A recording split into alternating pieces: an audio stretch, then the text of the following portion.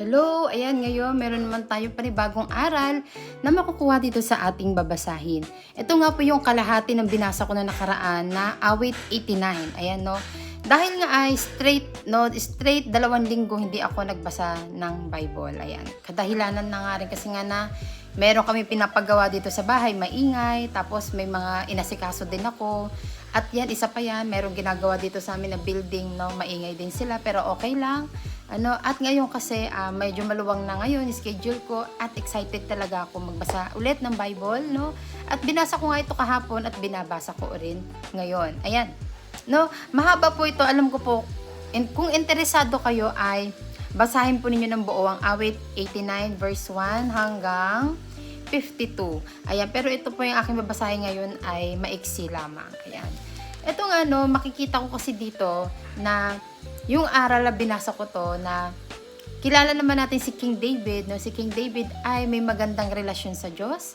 No, si King David ay tapat sa Diyos, no? Pag nagkakasala siya, hindi po niya ito tinatago sa Diyos, inaamin niya po ito sa Diyos. Kaya alam niyo po 'yun, yung pagpapatawad ng Diyos sa kanya, no? Sa tuwing siya ay nagtatapat sa kanyang pagkakasala. Ayan. Kaya 'yun na kita natin na si King David ay sa Diyos lang din nagtitiwala. Ayan, no, sa tuwing may pagsubok si King David, may mga pagsubok siya personal o may mga laban siya, no? Lagi siya nagtatagumpay. Ayan, lagi siya nagtatagumpay sa labanan sa pamamagitan yun ng ating Diyos. Ayan, na may mga pagsubok siya, hindi siya pinapabayaan ng Diyos. Kaya yun, no, nagtatagumpay siya oras-oras palagi sa labanan. Kasi yun ay meron pong pangako ang Diyos sa kanya. At yun ang pangako na yun ng Diyos sa kanya ay magpapatuloy po yun sa kanyang mga angkan na magiging hari, no? Magpapatuloy po yun sa kanyang mga anak, no? Pero kung magpapatuloy, ayan, no? Kaya doon, dito pa lang nakita ko dito kung gaano katapat ang Diyos sa kanyang pangako at kung gaano siya katapat sa kanyang sinasabi, sa kanyang mga plano. Ayan, no? Kasi po dito makikita natin, no? Babasahin ko yung verse 27 tuloy-tuloy na sabi nga po dito na gagawin ko siyang panganay at hari, pinakamataas sa lahat ng hari. Ang aking pangako sa kanya iiral at mananatili sa aming kasunduan. Laging maghahari ang isa niyang angkan. Sintatag ng langit yaong kaharian. Kung ang mga anak niya ay susuway at ang aking utos ay di igagalang, kung ang aking aral ay di papakinggan at ang kautos ay hindi iingatan, kung gayon daranas sila ng parusa dahil kasamaan ang ginawa nila. Sila'y hahampasin sa ginawang sala. Ngunit ang pangako't pag-ibig kay David ay di magbabago, hindi mapapatid. Amen. Yun, no, nabasa nga natin, no? Makikita nga natin dito na kung ito nga ay, alam niyo yun, na kung hindi nga susunod ang mga susunod na magiging hari, no, kung ang kanyang mga anak din ay hindi susunod, no, hindi igagalang ang kautusan, ayan, at sila ay susuway, no, ang pangako na yon, no, ay mapuputol, 'di ba? Ayun, kaya ito yung nabasa ko ito, sabi ko, grabe si Lord talaga na ang pag siya ay nangako, talagang tutupadin niya. No, pag yun ang kanyang sinabi, ay yun ang sinabi niya, hindi pa bago-bago ang isip niya. Na tulad ng kahit gaano na, kahit makikita natin yung pangako niya kay King David, no, pero kahit sa ibang mga hari na makita natin na nagkaroon ng pagkakasala sa Diyos, no, hindi nagbago doon ang sinabi ng Diyos na paparusahan kung sila ay susuway. Kaya yun ang nangyari po, no, na ang mga sumunod kasi na hari, no, hindi naman lahat ng mga hari na sa angkan ni David ay naging pasaway, no.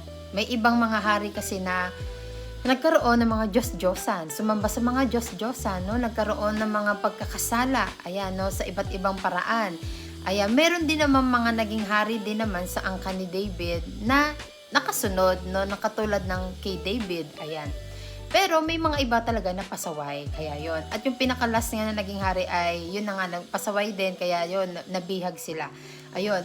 At ayun na nga po ang nangyari dito sa aking binasa na madami akong aral na nakuha, iba-iba, pero mas nag-focus ako dito, ayan, no, bilang mananampalataya, no, makikita ko dito na kahit sabihin, no, halimbawa lang, no, magbibigay ako ng halimbawa. Halimbawa, merong isang pastor, no, ang pastor na ito ay, sabihin na natin kunwari, para siya si King David, no, may relasyon kay God, ayan, sa Diyos lagi umaasa, ayan, no, naglilingkod sa Diyos, ayan, no. Tapos, syempre, ang itong pastor na ito ay, syempre, meron siyang pangako, no? Meron pangako ang Diyos sa kanya. Syempre, alam naman natin yon, no? Ang pangako ng Diyos sa ating mga mananampalataya, no? Buhay na walang hanggan, kaligtasan, sa pamamagitan ni Jesus Christ. Ayan, no? Tapos, ang pastor na ito, meron siyang mga kamag-anak, meron siyang mga anak, meron siyang pamilya, na hindi sumusunod ng katulad ng pagsunod ng pastor. 'Di ba po? Meron siyang mga pamilya na may mga Diyos-Diyosan. Ayan, no? Ito, nung nakita ko tong ng aral na ito nakuha ko, na meron tayo dapat personal, no? Personal na relasyon sa Diyos. Ayan. Hindi porket ang kaligtasan ay nakuha na ng pastor, ang lahat ng yun ay masasakop na niya ang lahat ng kanyang pamilya sa pamamagitan ng kaligtasan na nakuha niya, na kahit ang pamilya niya ay walang personal na relasyon sa Diyos, ligtas na. Parang, alam niyo yun, na kailangan ang bawat isa ay magkaroon ng relasyon sa Diyos. Ayan, para ang pangako ng Diyos ay makuha ng bawat isa. Ayan, no, matanggap ng bawat isa. Ayun, no, ang bawat isa ay kailangan ay magkaroon ng personal na relasyon sa Diyos. Ayan, no, syempre po, pag meron po tayong personal na relasyon sa Diyos, doon natin natututunan yung mga kalooban ng Diyos para sa atin, no, nadidisiplina tayo. Ayan, no, natututo tayo sa maraming paraan ng Diyos. Kaya yun, na makikita natin dito na ang kaligtasan, no, at ang pangako ng Diyos ay hindi natin yon dapat iasa sa iba na ay okay lang naman kasi si ate or si kuya, si nanay, si tatay ay may relasyon naman sa Diyos, ligtas na rin ako, 'di ba? Hindi po yung ganun. Ayan. Kaya yun, no, kaya ang kailangan po natin gawin ay magkaroon tayo ng magandang relasyon sa Diyos. Ayan, para malaman natin ang lahat ng kalooban ng Diyos at matanggap natin ang pangako niya. Ayan, no, ang pangako niya sa bawat isa sa atin. Ayan, sa pamamagitan po yun ni Jesus Christ.